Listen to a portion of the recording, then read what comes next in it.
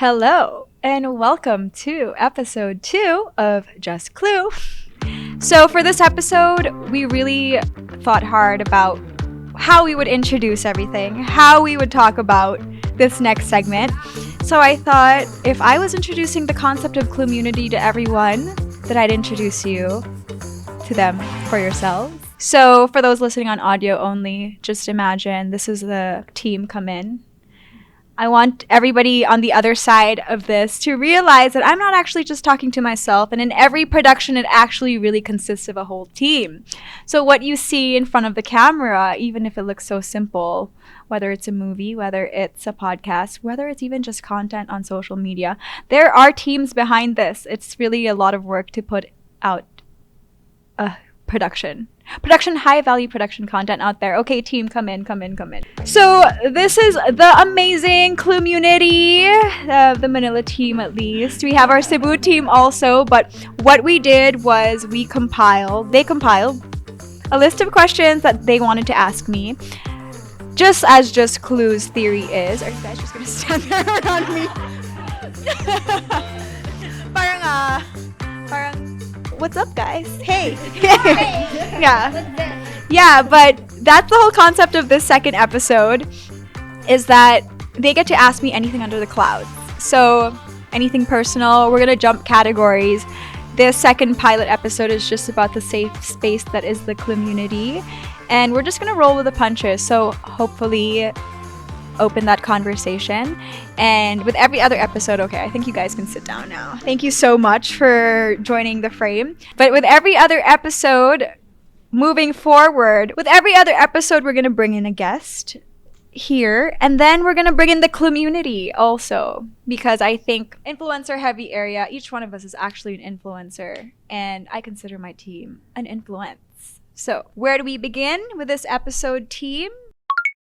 Jaime, so first question, what really makes you angry? Oh my gosh. Okay, we've talked about this before. Yeah. We've talked about this before multiple times, actually. And I've told you guys that for so long, I actually could not feel anger. It's weird. I think for so long, I conditioned myself to feel like anger was not good.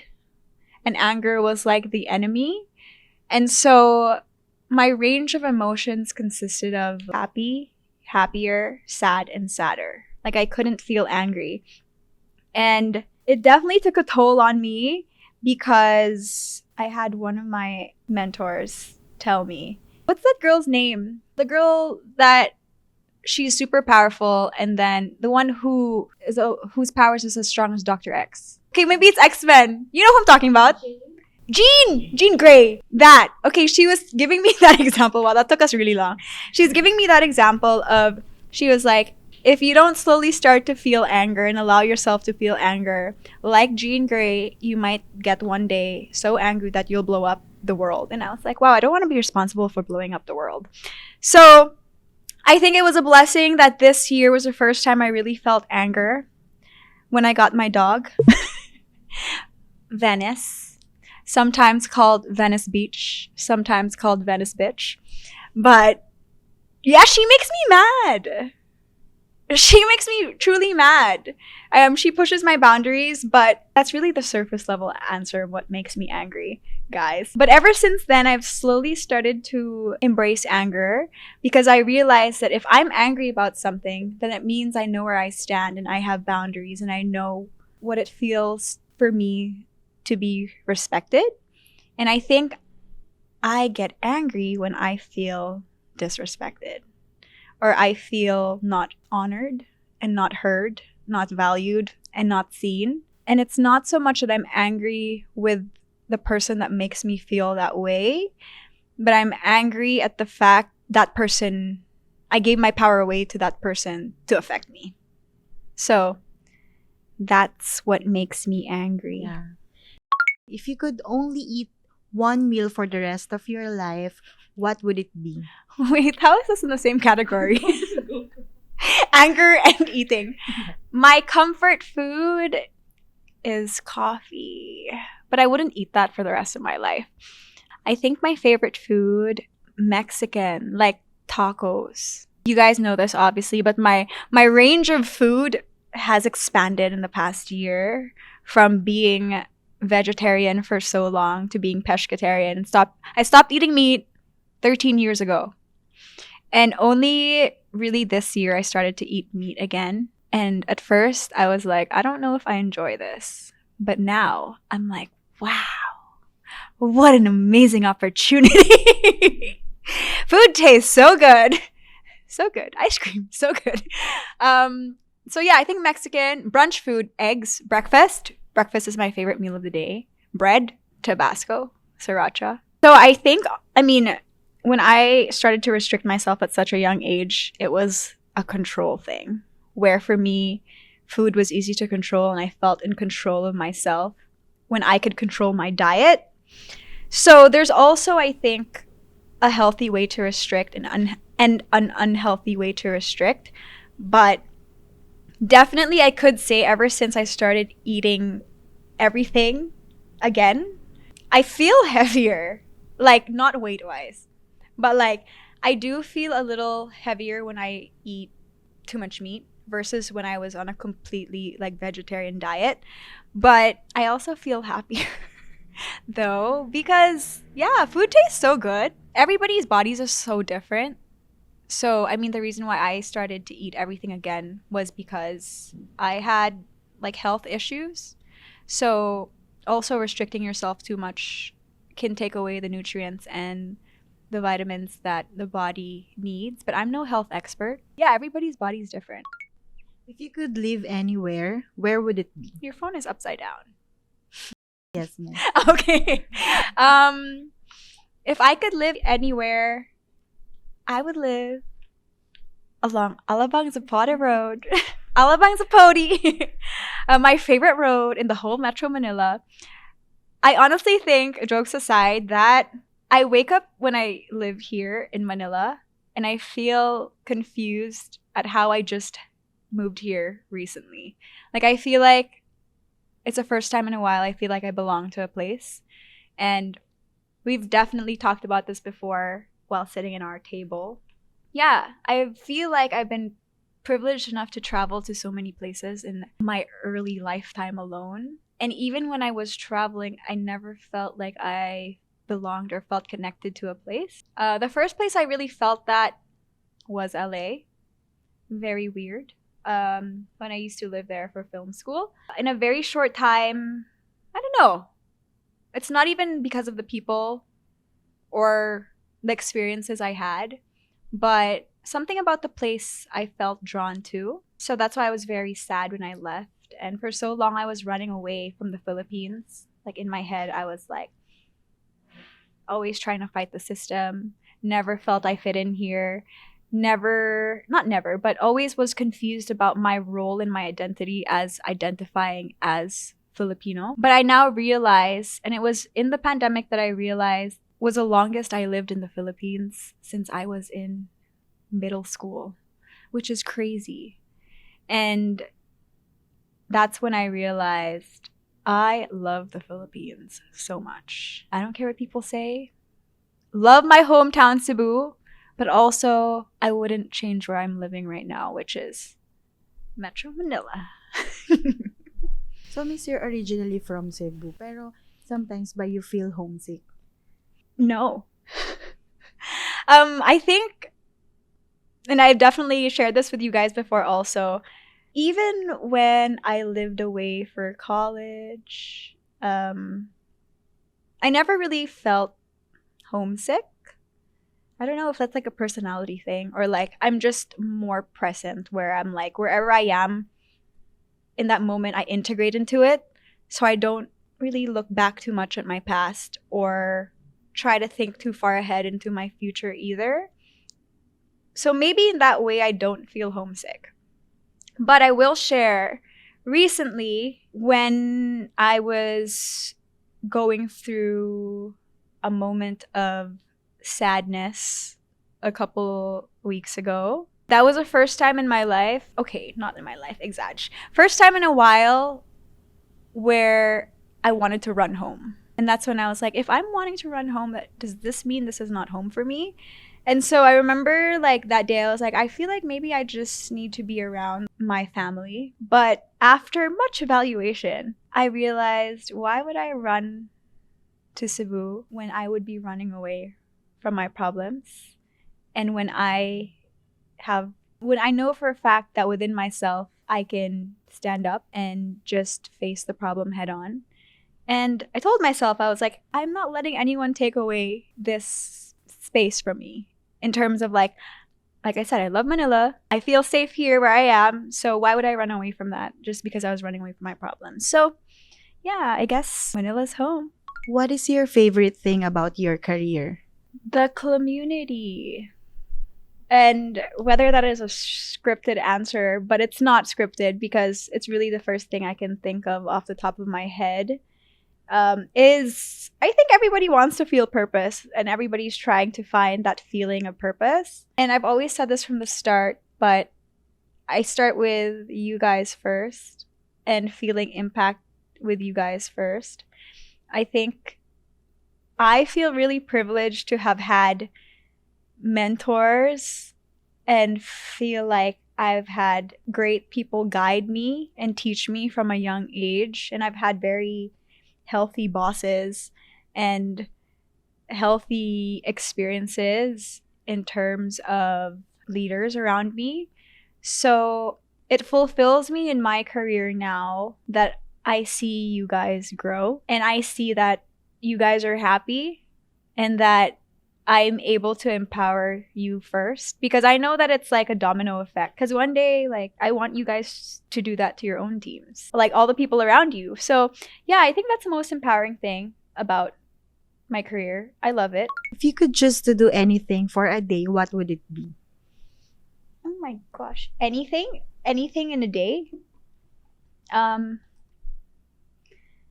You know when they say you build a life you don't need a vacation from?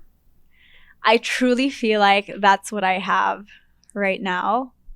I feel like I have the flexibility and have the balance to do anything I want here and there. So if there's anything I can do in one day that I haven't done just for a day, oh my gosh. I feel like I'm an outdoor person, so I like outdoor activities. Whether that's being in the beach or being in a farm. Yes, but it has to include activities.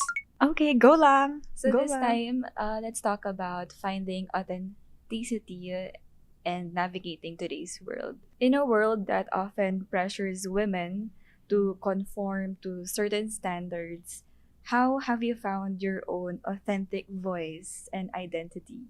Who asked this question? I did know. not. I was like, this is a long one. Okay. How do I find my authentic voice? I think we've talked about this, and I think I touched on this in the pilot. What is relatable right now also in the content that's blowing up? If I tried to do that and be that, that's me not being authentic to myself. So how do I find the balance of being myself and still being, in quotation, or like still releasing content that's relatable in a sense? For me, finding authenticity is not pressuring myself to conform. Finding authenticity is in not finding authenticity. It's all about perception, I feel like. So if your perception is I'm not authentic, then that's what you put out. But also if like for me, my perception is being authentic to myself is being curated, for example. Like curation to me is me being myself. You know? So it's like, why am I pressuring myself to not curate? Because that apparently is the authentic way to do it. When I like stuff that's nice. So in the same way, it's like, why am I pressuring myself to dress down when in real life, Christelle dresses up and that's what makes me me? So I think authenticity for me is challenging the idea and always thinking there's a third outcome or like third option. It's not just like yes or no. It's not just black or white. It's gray. So, do you still care about what other people would think or say about you? Of course. Of course. I care about it, but I don't let it eat me up anymore. So it's like, I care about it to an extent where I'm also trying to be sensitive enough to say, like, my family values. Because, say, like, when I put out content, I'm not also carelessly doing it without thinking of the repercussions. I really know that there are consequences to all the choices that we make. So it's like, if I'm also speaking about something, in the back of my head, it's like, I know I care about what my family's gonna think. I know I care about what my friends are gonna think. I don't guilt myself in, like, feeling bad about wanting to keep up appearances. Because I think for me, that's healthy, that I care about what I look like from the outside, because for me, that's self-care, that's taking care of myself. But I'm also not in a position, and, like, I'm aware that I'm not trying to do it for other people first. It's like, I'm not trying to show up or, like, spend beyond my means just for the show. You know, it's like, for me, you find the healthy balance, whatever works for you. And I don't think it's completely bad to think, like, if I didn't care about what people thought, Lana, guys, like, I might be walking out of my house, like, running around without clothes on. No, just kidding. Bad example. In the age of social media, how do you navigate online spaces and deal with issues like cyberbullying or online harassment?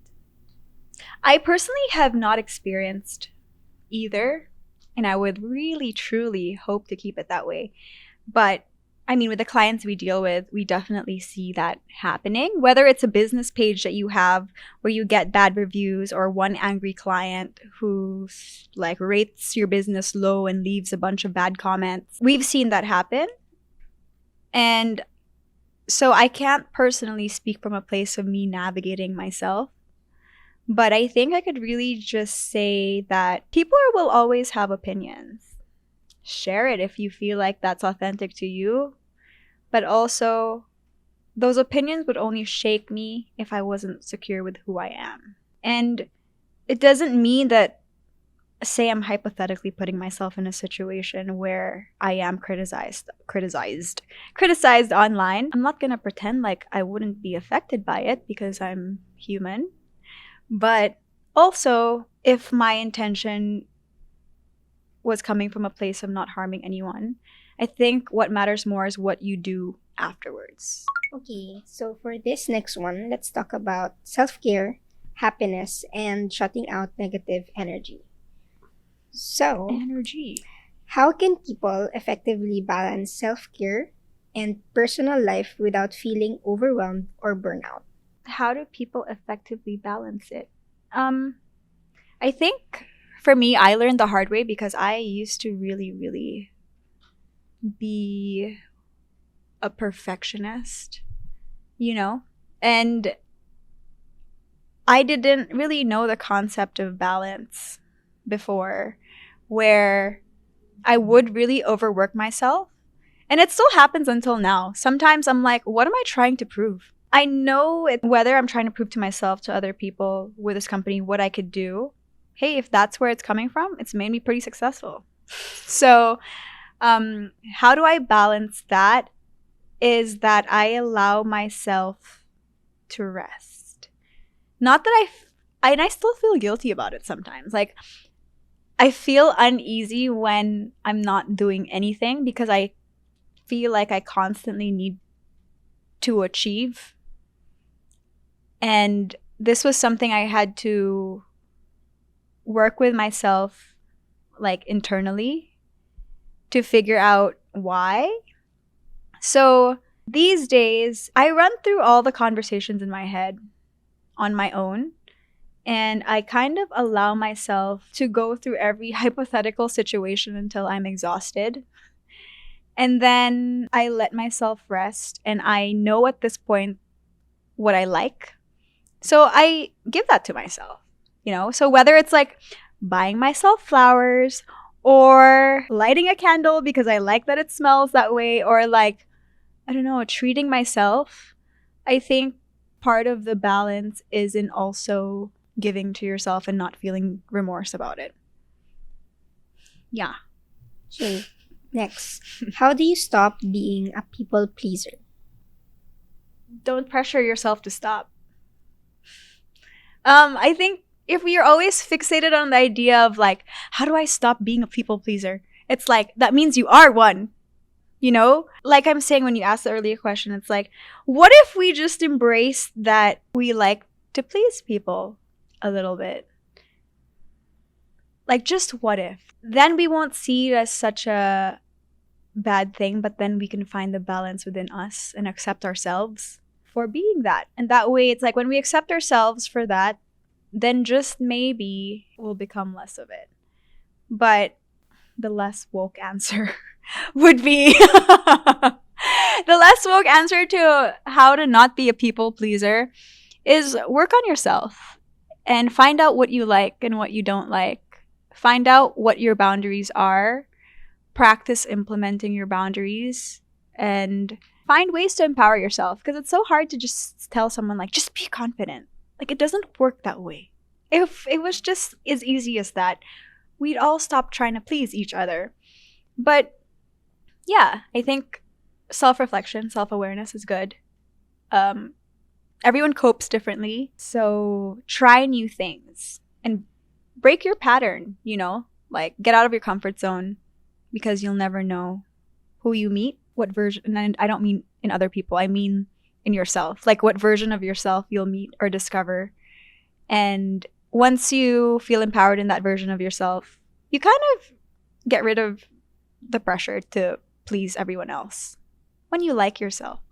Can you share with us your personal experience about grieving a lost friendship? Oh, sad. I know who asked this one. I know, I wish that our office had cameras that day, because actually I wish our office had cameras every day so that we can actually just record all the IRL in real time conversations that we have. Because yeah, that was a really sad time of my life where I felt like I had to grieve a friend. And it's the weirdest thing because I don't know if I've shared this with you guys, but you know that I grew up in the funeral industry. So you'd think that grief is something that I see so often. Like, I see people grieving over their loved ones. And I almost become desensitized to it, where it's like, I know that death, grieving, is a part of real life. The irony in it all was that I actually have never lost someone close to me. Yet, knock on wood. This is fake wood. But yeah, so when I went through a heartbreak, that process I learned felt like grieving, because even if the person was around, I had to grieve their loss. So it was the same with a friendship breakup. We call it a friendship breakup that I went through. I felt like same process. You ask yourself all these questions. You are looking for answers. It triggers all the wounds in you that makes you feel like you weren't enough, or you didn't do enough, or what did you do wrong, or like, what could you have done? But then you kind of later on realize that it's not about you, and maybe that other person's going through their own thing. Maybe you did do something wrong, but also at the end of the day, not everybody is meant to be in your life permanently. And so you take the lessons that you learn from that. But it doesn't mean I didn't cry over it for a couple of days and weeks, and it doesn't mean that until today I still don't look back at it and think like, I wonder if that friendship will ever come around again, or I wonder if we'll ever have that conversation, or I wonder if they'll feel guilty about what they did. You know? Yeah, sure, maybe that day will come, but I can't just sit around waiting for it. And then you realize everybody's life goes on. Yeah, but it sucks. In conclusion. Yeah. What is true happiness to you, and how do you pursue it in your life? Oh, I feel happy now. Yeah. I don't know what true happiness means. I think my definition will change for that. But right now, where I am, sitting on this couch, I actually feel like I am happy. And I think that does have something to do with the fact that I am pursuing something I've wanted to do for so long. But I think it also has to do with how I feel about myself. I don't feel trapped in my own thoughts today. maybe yesterday or last night. But I think true happiness is when a feeling of being free and being present. Yeah, because I don't know what's next, but I'm just happy. And for the first time, it's not about my accomplishments, because usually it's like, I'm happy with my accomplishments, but I think I'm happy with the person I am. Like, I think I'm a good person, and I can sleep well at night knowing that, and that makes me happy. Let's switch over to a more professional. Oh, is this Side still of- okay? Clou Media Productions. Go. So, as a career-driven woman, what motivates you to work hard? I think what motivates me is that I feel so lucky to have lived the life that I have lived, and so privileged to experience so many amazing things already in my life, that I work hard to be able to, in the future, provide that same life for a family that I will have. And I work hard because I don't want to wait for anyone to give me the life that I want. And this is not just materially, because I think with the feeling financially free, you also get to pursue your passions. It's less of a pressure, right? Like, you get to do what you want on your own time. So yeah, I don't want to wait for someone to give that to me, and I want to be able to give that to myself first, and that's what motivates me. And I have a really expensive dog. Venny eats so much. I gotta give her a good lifestyle. What role does empathy and understanding play, like in the workspace or workforce? Oh, I think it's, I mean, for me as a leader, it's everything, because that's how I connect with people. And especially these days, you know, I kind of want to try to practice what I preach. And I try to create a workspace where we have benefits in mental health, and that we get to have these open conversations. So empathy is a huge part of that. But I think come with empathy that I'm trying to also learn is like the balance between being empathic and also like still having to run a business, because sometimes, like, you know, you still got to get work done, and it does matter. But I think that empathy comes first in terms of being compassionate towards everyone. But yeah, it's different for everyone. Like, if you push someone to be like, be compassionate, what if your version of compassionate is like sitting here, whereas my expectation of you being compassionate is like hugging me, you know? So it matters, I think, just in creating boundaries and rules for your workspace. So, as a leader in your company, what are your values that guide the decisions you make in life? In my company, I think, okay, in general, integrity is one thing, the first thing, always. That's always the first thing that I can think of. There are times in my life where I felt like I had to compromise my integrity.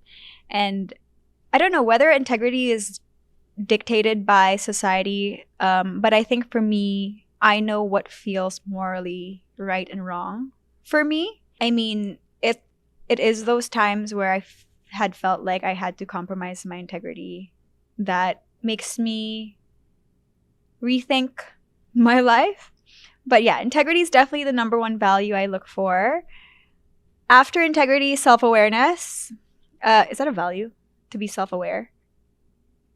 Yeah, it is, right? So I think, yeah, self-awareness is a value I also try to cultivate in our workspace, where it's take initiative, take responsibility for your actions. It's just that. Try to learn from your mistakes, try to grow.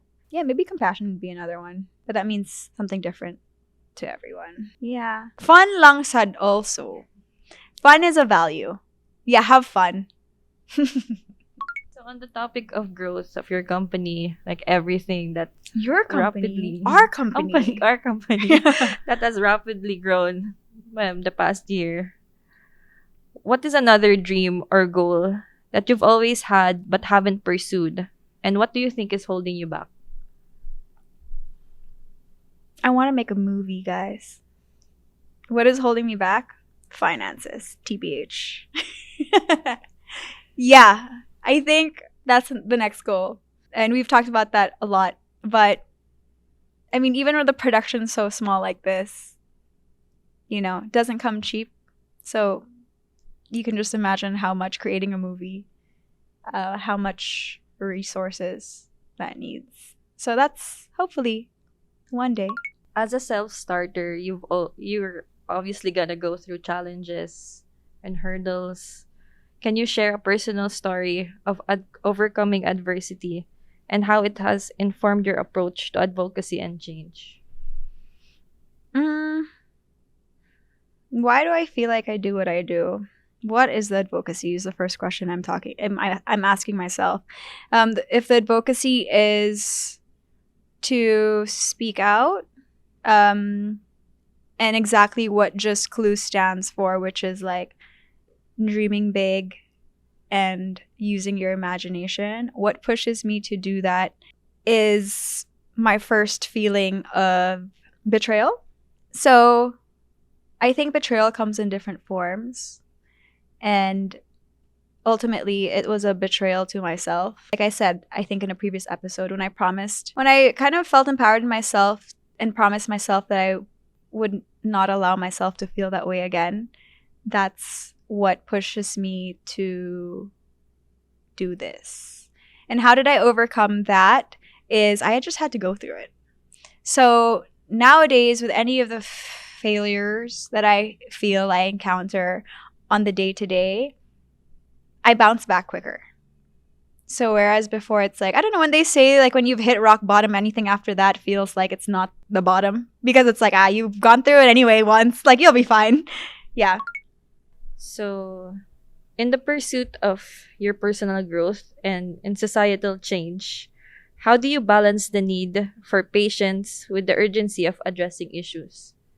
I think specifically in Clou. Whoa, patience or patience? What's the question? Patents? Patience. How do I balance patience? How do you Michiko, you wrote this answer. This question, no, it's very long. Okay, go. how do Again. you balance like being patient while also having to get stuff done or like having issues addressed? In the workspace? Yeah.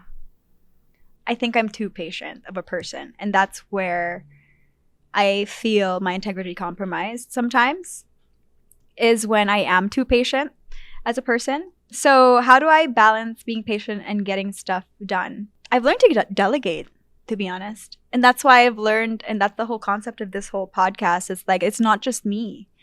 And I feel confident enough to have built a team where I trust you guys, and I hope I empower you in your decision making, that you can actually get it done. And that's how we as a company succeed. Aww, do you feel butterflies? All right. So, Miss, can you share with us one specific situation where you felt failure and what were the learning experiences? Failure. I don't actually feel like, I don't think I've ever failed. Wait a minute. This is like life changing. Actually, though, I don't know, because like, I don't know. I feel like the question is also phrased in a way that it's like, I don't see anything as a failure in terms of the traditional definition of failure. Is that real? But I feel like I've felt defeated in terms of like everything that I've done in my control, no matter what I've tried to do, think of a second, third backup plan, like it wasn't happening for me. So in that sense, I guess defeated, or I like felt like I was a victim to my own life. That's my definition of failure. Does that make sense? So in those times, to get myself out of that mentality of like things are happening to me, I really had to do the work of reprogramming and rephrasing and like using language to really brainwash myself to think that everything was happening for me. and that everything was happening for a reason, and that I was where I was supposed to be. So it's a lot of personal development, I think. And that's something that I've always invested in and prioritized in myself. Like, that's my form of self-care, is in working on myself, and it's never ending, I feel. So yeah, when I feel that sense of helplessness, I ask for help, and I search for teachers who can guide me, and then I make my own judgment when I find them. So a while ago, you mentioned about self-awareness. Do you have specific ways that you do so you could practice self-awareness? And do you recommend it to other people? Yeah, I mean, we practice it in Clou, right? Like, when we used to do our culture Fridays, or like when we first onboard team members, we've tried to visualize, we've tried to draw and brainstorm, right? But a huge part of being self-aware for me is meditation. And meditation is just one word for it, but it can be also like prayer. Oh, that's another value I just thought of too. I think that's a third value that I have on your question earlier. It's definitely faith. And faith in whatever that means for you. For me, self-awareness comes with reflection. And in my meditation and prayer is when I am able to reflect, humble myself, and also empower myself at the same time. And I think when I'm so in a problem, I need to take myself out of it and go back to what the whole idea of Clou is, which is like, use your imagination to imagine a different outcome. So yeah, self-awareness is learning about yourself, is dating yourself. I love to go on dates with myself. All right. So with that said, what is your life struck quote that you always say to yourself? in That's your life. That's life is my favorite line. I sometimes send that as audio notes to people. That's life. That's my favorite line. I mean, it's like a different version of like, it is what it is, but also it sucks because I'm like, that's life. Like, it makes me so sad to realize as I grow up that that's life. This is all part of it. Yeah. Well, that went on for longer than I thought, but that was insightful for me even. So I hope that gave you a glimpse of what we talk about in our Cloummunity. I wish you guys asked me some more personal questions. Wow, I gave you the freedom to ask me anything. In next episode, find out what else they would really ask me, perhaps. But that's just Clou, and that's just the Cloummunity. Thanks for watching. Bye.